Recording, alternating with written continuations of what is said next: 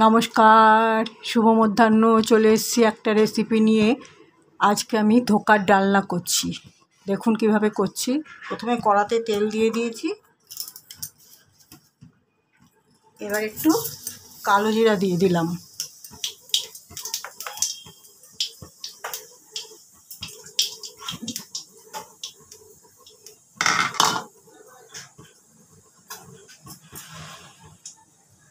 মিক্সিতে আমি ছোলার ডাল রাতে ভিজিয়ে রেখেছিলাম, এটাকে পেস্ট করে নিয়েছি, সঙ্গে নুন আর কাঁচা লঙ্কাও দিয়ে দিয়েছিলাম। এবার এটাকে একটুখানি এই তেলের মধ্যে একটু সাঁতলে নিয়ে তারপরে এটাকে কেটে ভাজবো, তারপরে ডালনাটা তৈরি করব।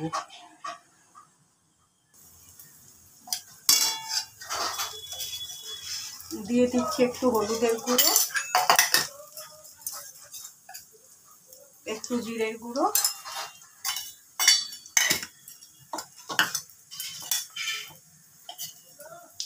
সামান্য একটু লঙ্কার গুঁড়ো।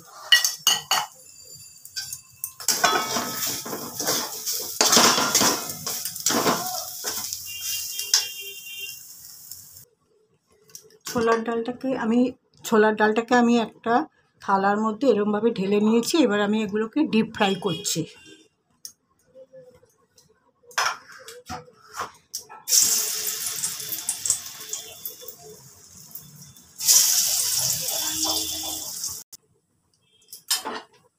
ধোকার ডালনার সব ধোকাগুলো আমি ভেজে তুলে নিলাম।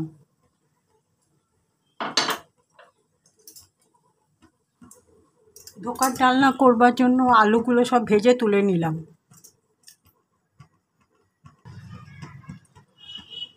দিয়ে দিচ্ছি এতটুকু মৌরি ফোড়ন,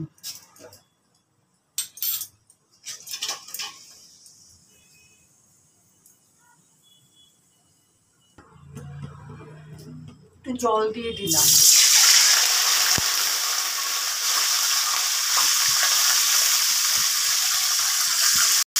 এবারে দিয়ে দিলাম নুন,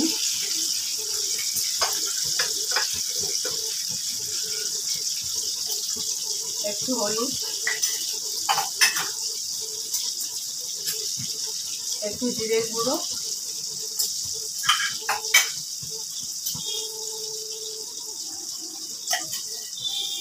একটু লঙ্কার গুঁড়ো,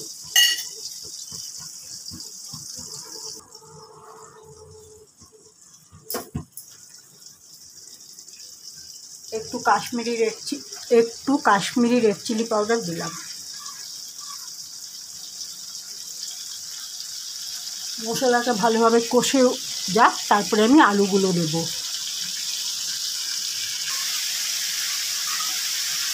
মশলা অনেকখানি হয়ে গেছে, এবার আমি আলুগুলো দিয়ে দিচ্ছি।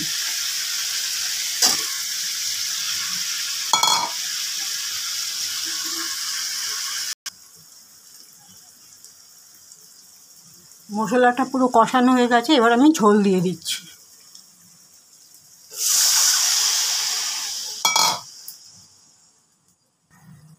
এবারে আমি কটা তেজপাতা দিয়ে দিলাম।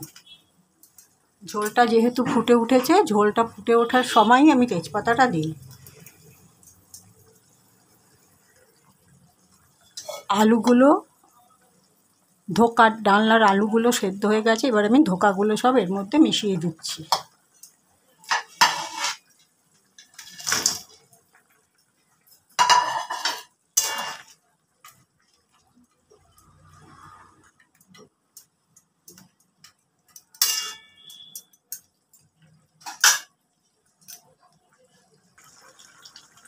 দিয়ে দিচ্ছি দুটো গোটা কাঁচা লঙ্কা আর একটু গরম মশলার গুঁড়ো।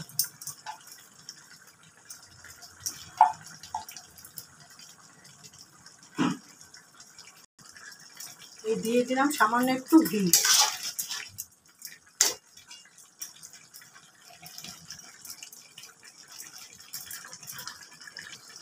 রান্নাটাকে অনেকক্ষণ স্ট্যান্ডিং টাইমে রাখছি।